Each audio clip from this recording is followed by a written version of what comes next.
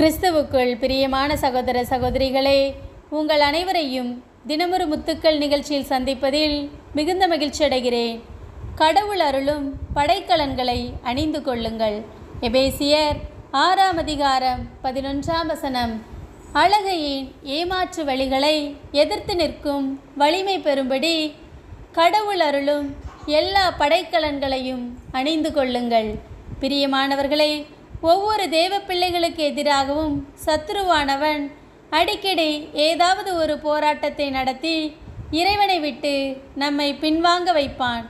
எனவேதான் அவனை எதிர்த்து நிற்க வலிமை உள்ளவர்களாய் மாற வேண்டும்.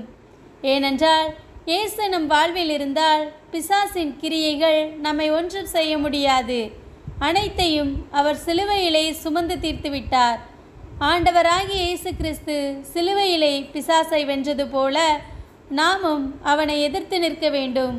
உண்மையை இடைக்கச்சையாகவும் நீதியை மார்பு கவசமாகவும் நற்செய்தியை அறிவிப்பதற்கான ஆயத்த நிலையை மிதியடிகளாக அணிந்து கொண்டு நம்பிக்கை என்னும் கேடயத்தை பிடித்து கொண்டு மீட்பை தலைச்சீராவாகவும் கடவுளின் வார்த்தை தூய ஆவி அருளும் போர்வாளாகவும் வைத்து கொண்டு நாம் சத்துருவை யுத்தம் பண்ண வேண்டும். நாம் இறைவனின் ஆவியாலை நிரம்பி ஜெபிக்கும் போது நமக்கு விரோதமாய் எழும்பும் எல்லா பிரச்சனைகளையும் ஜெயிக்க முடியும். ஒரு வெற்றியுள்ள சாட்சியுள்ள வாழ்க்கை வாழ முடியும். அன்பு இறைவா, எங்களுக்கு விரோதமாய் போராடுகிற எல்லா பிரச்சனைகளையும் சத்துருவின் எல்லா கிரியைகளையும் எதிர்க்க எங்களுக்கு பலன் தாரும் இறைவா. ஆமேன்.